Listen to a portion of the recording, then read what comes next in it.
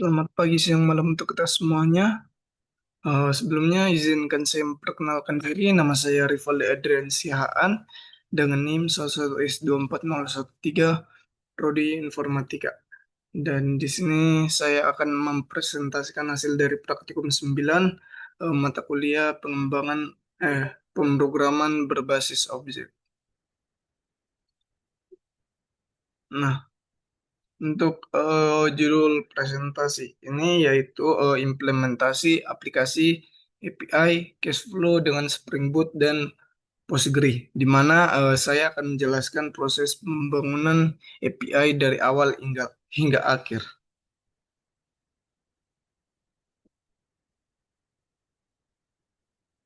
Nah, untuk aktivitas praktikumnya di sini kita diminta untuk membuatkan aplikasi Cashflow.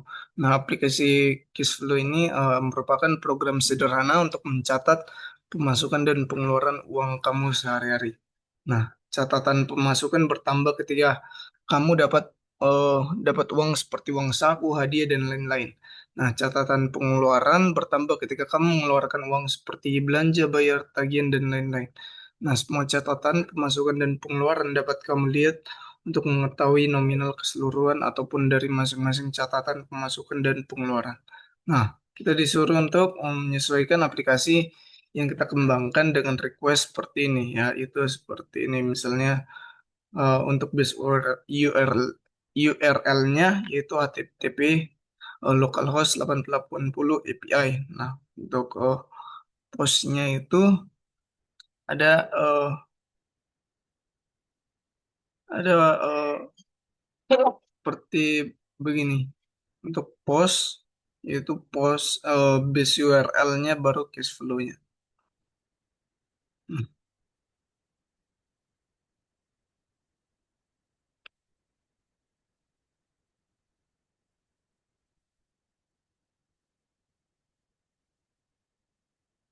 Nah, untuk yang pertama di sini pendahuluan. Nah, tujuan praktikumnya. Nah, jadi tujuan utama dari praktikum ini yang pertama yaitu adalah konektivitas database. Nah, di sini kita belajar bagaimana aplikasi Java khususnya yang menggunakan framework Spring Boot dapat terhubung dan berkomunikasi dengan database relasional seperti Postgre. Nah, yang kedua adalah arsitektur berlapis. Nah, di sini kita menerapkan layered arsitektur yang merupakan standar industri untuk memisahkan kode berdasarkan tanggung jawabnya. Nah, di sini ini akan membuat kode kita lebih rapi, mudah diuji, dan mudah dikelola. Nah, untuk selanjutnya, untuk tujuan akhirnya itu adalah API fungsional atau CRUD. CRUD. Nah, dari dua poin tadi, kita menghasilkan sebuah API backchain atau CRUD yang fungsional dan lengkap dari nol. Nah, untuk mencapai tujuan tersebut, ini adalah tools dan teknologi yang saya gunakan sesuai dengan arahan modul. Nah, untuk bahasa dan framework utamanya, saya menggunakan Java dan Spring Boot. Nah, sebagai database-nya, saya menggunakan Postgre PG Admin sebagai tool manajemen untuk melihat isi database-nya. Nah, lalu untuk build tool dan manajemen library-nya, saya menggunakan Maven. Nah, semua pengujian endpoint API dilakukan menggunakan ekstensi REST Client di Visual Studio Code.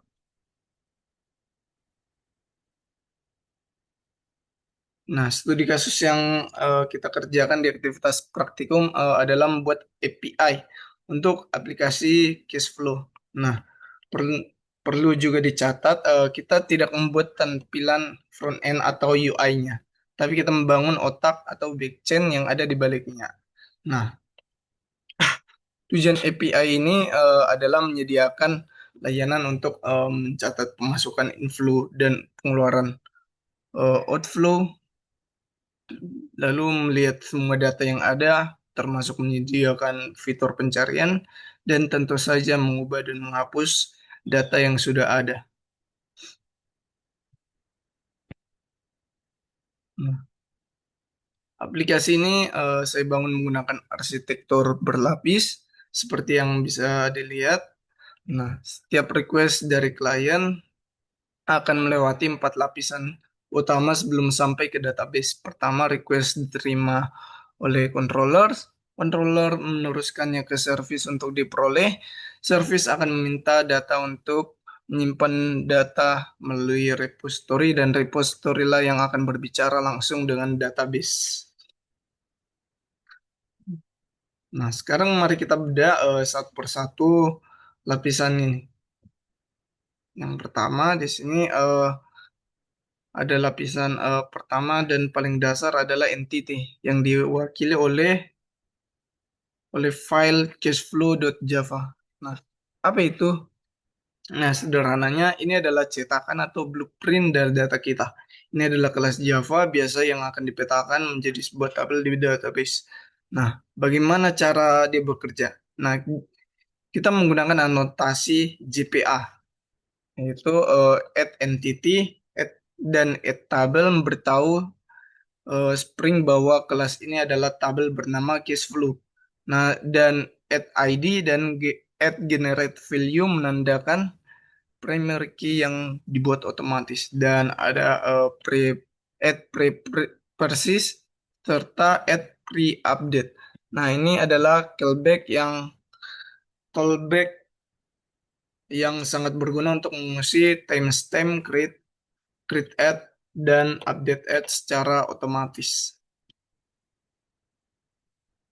Nah, untuk lapisan kedua adalah repository, yaitu ada file cashflow repository.java. Nah, apa itu cashflow repository? Nah, ini adalah satu-satunya lapisan yang punya izin untuk berbicara langsung dengan database. Tugasnya hanya mengeksekusi query.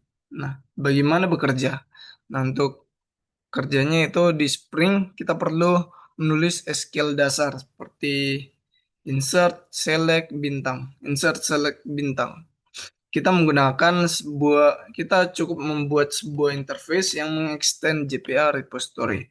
Dengan melakukan itu, kita secara otomatis langsung mendapatkan fungsi surut seperti save, find by ID, find all, dan delete by ID. Nah, untuk kebutuhan yang lebih spesifik seperti fitur pencarian atau mengambil label unik sesuai test case, kita menambahkan secara manual menggunakan anotasi add query. Nah, untuk lapisan ketiga adalah lapisan service. Nah, lapisan service yaitu Cashflow Service.java. Dan ini lapisan ketiga ini adalah otak dari aplikasi kita. Nah, apa itu lapisan service? Nah, di sini semua logika bisnis berada. Tugasnya adalah menjadi jembatan antara controller dan repository. Nah, untuk contoh logikanya yaitu saat mengambil semua data, service lah yang memutuskan apakah ada keyword pencarian. Jika ada, panggil repository find by keyword. Jika tidak ada, panggil repository find all. Nah, sebelum melakukan update atau delete, service akan mengecek dulu apakah datanya ada menggunakan find by ID. Jika tidak ada, ia akan memberikan null. Selanjutnya lapisan keempat, yaitu lapisan terluar adalah controller, yaitu cashflow controller.java. Nah, apa itu? Nah, ini adalah gerbang atau pintu masuk API kita. Ini lapisan yang bisa diakses oleh dunia luar atau kliennya. Nah, tugasnya dia menggunakan REST controller dan request mapping untuk mendefinisikan URL utama, yaitu eh, /API/cashflows. Nah, di sini menggunakan post mapping, add post mapping, add get mapping, dan lain-lain untuk memetakan step endpoint API ke fungsi Java. Dan dia juga melakukan validasi input seperti yang diuji, cash flow controller test, di mana kita memastikan amount tidak boleh nol atau label tidak boleh kosong. Nah, terakhir ia mengemas data balikan ke dalam format API agar klien mudah membacanya. Nah, untuk pengujiannya, sebelum menjalankan aplikasi, kita harus memastikan setiap lapisan berfungsi dengan benar. Disinilah unit test berperan menggunakan JUnit dan Mosquito. Nah, test entity, cash flow test. Nah, di sini dia menguji hal-hal internal seperti memastikan konstruktor dan getter atau setter berfungsi dan timestamp on create terisi. Nah, untuk test service-nya atau cash flow service test, nah ini menguji logika bisnis kita, menguji logika bisnis. Kita memalsukan repository, kita tidak peduli dengan database-nya, kita hanya ingin tahu apakah service eh, memanggil repository yang benar. Selanjutnya test controller, cash flow controller test. Nah ini menguji validasi input, kita memock service-nya. Kita coba kirim data yang salah, misal amount sama dengan nol, dan kita pastikan controller membalikan status fail atau gagal. Nah, untuk demo aplikasinya di sini sekarang eh, kita sudah melihat semua teori dan struktur kodenya. Mari kita lihat aplikasi ini beraksi secara langsung.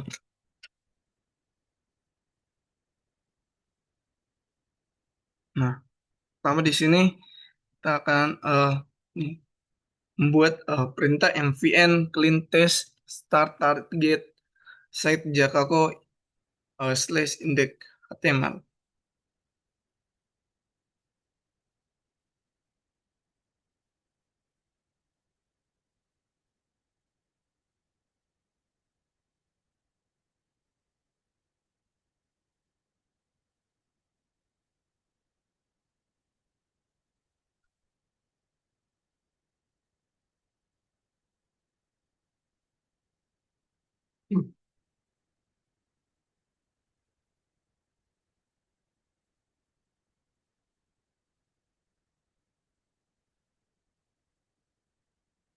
Nah, dia akan menampilkan boot sukses dulu, lalu dia akan menampilkan Jkoco-nya.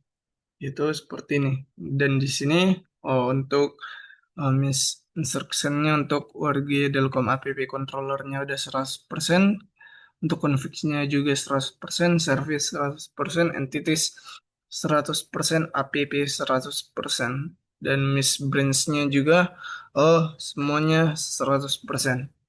Untuk CXT-nya ada totalnya 125, lainnya totalnya 255, lalu method ada total 75, lalu kelas totalnya 12.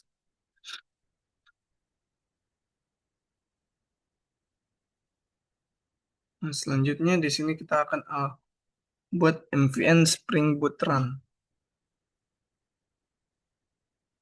Kita menggunakan cashflow.res. Jadi ini kau Ci?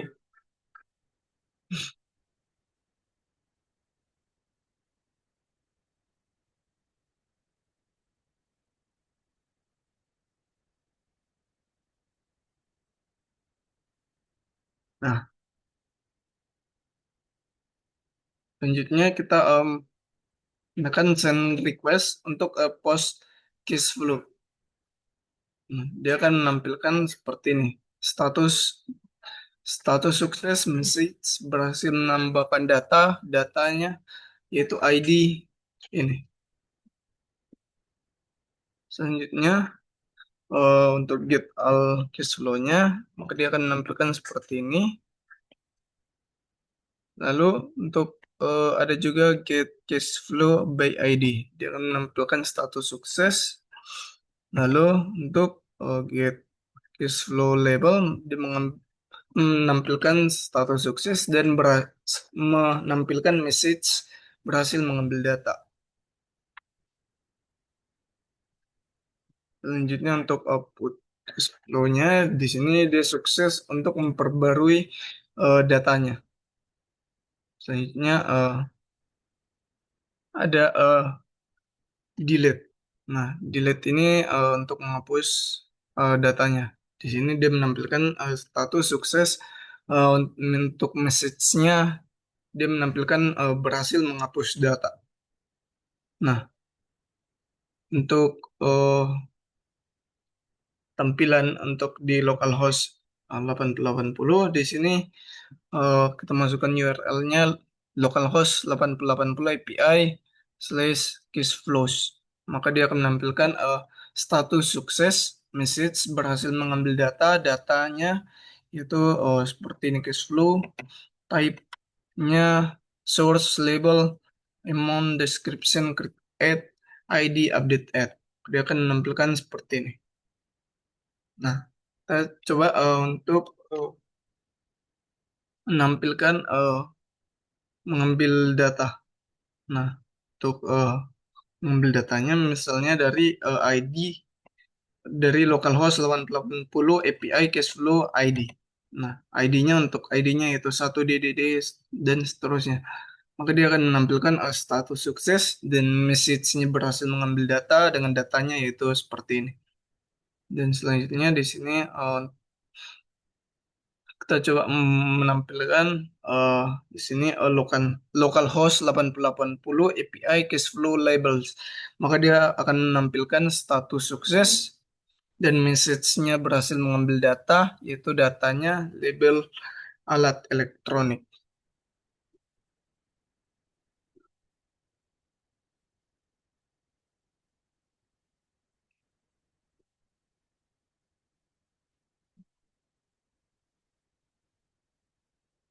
Nah, untuk kesimpulannya, sebagai kesimpulannya di sini kita telah berhasil membangun sebuah aplikasi API CRUD cash flow secara lengkap sesuai dengan spesifikasi yang diminta modul. Nah, kita telah berhasil menghubungkan aplikasi Spring Boot di Java dengan database Postgre. Dan yang terpenting, kita telah menerapkan arsitektur berlapis, yaitu entity, repository, service, controller, dan uh, entity, repository, service, controller. Dan test driven development yang membuat kode kita menjadi sangat terstruktur, bersih, mudah diuji, dan mudah dikelola untuk pengembangan di masa depan. Nah, sebagai penutup, sekian presentasi dari saya. Terima kasih dan sekian, terima kasih. Mohon maaf apabila